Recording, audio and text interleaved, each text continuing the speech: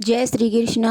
राधे राधे। कैसे हैं सभी? उम्मीद करती हूँ कि आप खुश और मस्त होंगे।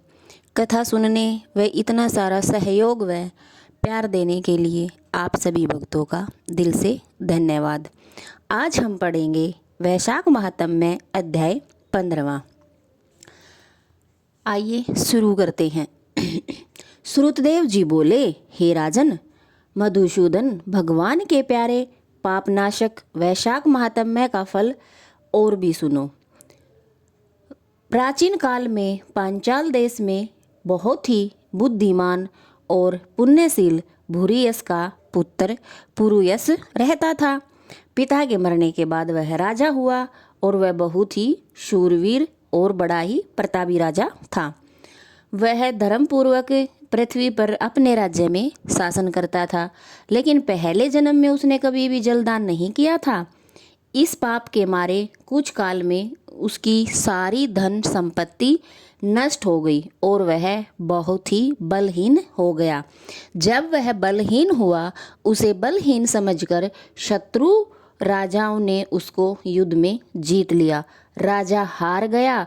हारने के बाद राजा अपनी पत्नी के साथ कहीं ऐसी जगह पर चला गया जहां कोई ना जा सके और वह वहां पर रहने लगा।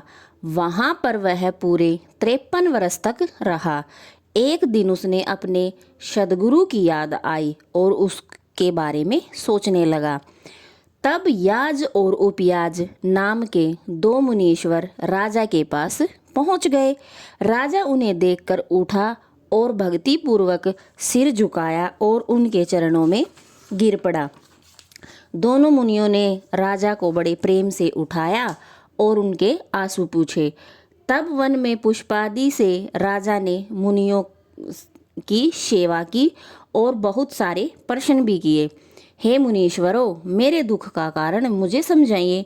राजा ने मुनीश्वरों से अपने दुख का कारण पूछा।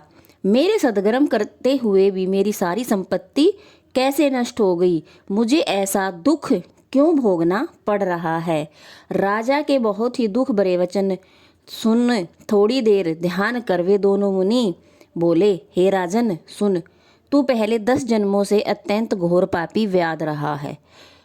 संपूर्ण जीव मात्र की हिंसा में तत्पर रहा है। तूने कभी भी भगवान विष्णु का नाम नहीं लिया, ना तूने कभी पूजा की, ना उनका ध्यान किया, ना उनको नमस्कार किया। ऐसा करते करते तेरे 9 जन्म बीत गए। फिर 10वें जन्म में तू सहस्त्रादि पर व्याध का जन्म धारण कर मार्ग में पथिकों को कष्ट देकर तथा गौड़ देश की प्रजा का मांस भक्षण करने लगा। मृग और पक्षियों के छोटे छोटे बच्चों का वध करने लगा। इसी जन्म में तुम्हारी कोई संतान भी नहीं हुई है। तूने विश्वासघात किए, इसी से तुझे सहोदर भाई भी नहीं मिले। मार्ग में यात्रियों को घोर कष्ट तूने देने से मित्र भी नहीं मिले। साधुओं का तिरस्कार करने से तुझे शत्रुओं ने पराजित कर दिया। कभी दान नहीं दिया। इस दोष से तुम्हारे घर में दरिद्रता आ गई है। सदा उद्वेग कराने से तुझे देश से निकाला हुआ है। सबका अहित करने से तुझे अत्यंत दुख भोगने पड़े हैं। तुम सदा क्रूर कर्म करते रहे, इसलिए तुम्हें भोजन भी कम ही मिल रहा है। इन सभी कर्मों के द्वारा इस जन्म में तेरा राज्य छीन गया। अब हम तेरे सतकुल में जन्म लेने के कारण बताते हैं कि तुम्हारा इतने पाप करने के बाद भी सतकुल में जन्म कैसे हुआ। जब 10वें जन्म में तू गौड़ देश में था, तब पथिकों को बड़ा कष्ट दिया। एक दिन कंटकमय वन में 2 वैश्य और कृष्ण नामक मुनि आ गए, जिनसे एक वैश्य को तूने मार डाला और उसका धन छीन लिया और दूसरा अपनी जान बचा अपने धन को कहीं लता में फेंक गया। और कृष्ण मुनि भी अपनी मृत्यु के डर से धूप में भागे तो तृषा और धूप से व्याकुल मूर्छित होकर गिर गए। तब तूने वैश्य धन कहाँ पटक गया यह जानने के लिए कृष्ण मुनि के कानों में फूंक मारी तथा कर्मी और कीचड़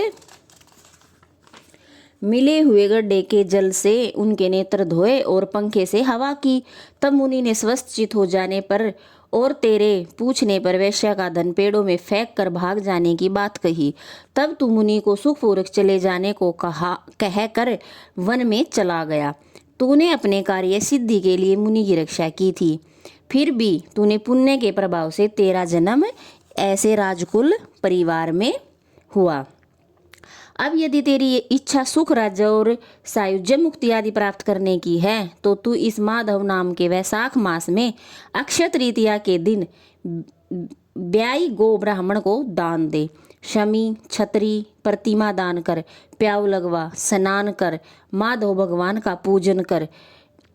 इन वैशाखोक्त धर्म के करने से तेरी विजय होकर साम्राज्य की प्राप्ति होगी और तू सब सुख भोगेगा, अपने समान पुत्र प्राप्त करेगा तथा सब लोग तेरे वश में हो जाएंगे। साथ ही विष्णु भगवान के साक्षात दर्शन भी होंगे। ऐसे कुल पुरोहित दोनों ब्राह्मण याज और उपयाज राजा को समझाकर अपने अपने घर चले गए। तब राजा ने अपने पुरोहितों की आज्ञा के अनुसार अपनी बची हुई सेना के संग ले अपने संपूर्ण कुटुंब सहित पांचाल नगरी में प्रवेश किया और वैशाख के धर्मों का पालन करने लगा। जब राजाओं ने फिर चढ़ाई कर दी तब घोर संग्राम कर और उन सबों को जीत कर उन्होंने राज्य जीत लिया। 10 अरब घोड़े, 3 कोट हाथी, 1 अरब रथ, 10 सहस्त्र ऊंट, 3 लाख गधे अपनी पूरी में ले आया और सब राजा कर देने लगे। मधुसूदन भगवान की कृपा से वह चक्रवर्ती राजा हो गया। उसके 5 बड़े ही गुणवान पुत्र हुए, शूरवीर और उदार, दृष्टकेतु और दृष्टद्युम्न, विजय, चित्रकेतु, मयूरध्वज नाम के हुए। संपूर्ण प्रजा अनुराग और विश्वास करने लगी। फिर पांचाल देश का राजा निष्काम चित्त हो मधुसूदन भगवान की पूजा करने लगा और सभी प्रजा को भी बोलने लगा कि तुम भी भगवान मधुसूदन की पूजा करो। जिनसे प्रसन्न हो मधुसूदन भगवान ने अक्षय तृतीया के दिन चारों भुजाओं में शंख चक्र पद्म लिए, पीताम्बर धारण किए, वनमाला पहने, लक्ष्मी तथा अनुचरों सहित गरुड़ पर चढ़कर साक्षात दर्शन दिए। उनके असहनीय तेज को देख राजा ने नेत्र बंद कर लिए। फिर भी उनके दर्शन कर हर्ष के मारे सब देह में रोमांच खड़ा हो गया, नेत्रों में आंसू गिरने लगे और अत्यंत भक्ति पूर्वक हाथ जोड़कर सिर झुकाकर स्तुति करने लगा। राधे राधे। जय श्री कृष्णा। वैशाख महात्म्य का 15वां अध्याय संपूर्ण हुआ। उम्मीद करती हूँ कि सभी भक्तों का वैशाख मास बहुत ही अच्छे से चल रहा होगा, सभी वैशाख स्नान कर रहे होंगे। एक बार फिर सभी भक्तों को दिल से शुक्रिया, धन्यवाद। सभी भक्तों से निवेदन है कि आप वीडियो को लाइक और शेयर करें। राधे राधे। जय श्री कृष्णा। आप सभी भक्तों का जीवन मंगलमय हो, परमात्मा आपकी सभी इच्छा पूरी करे।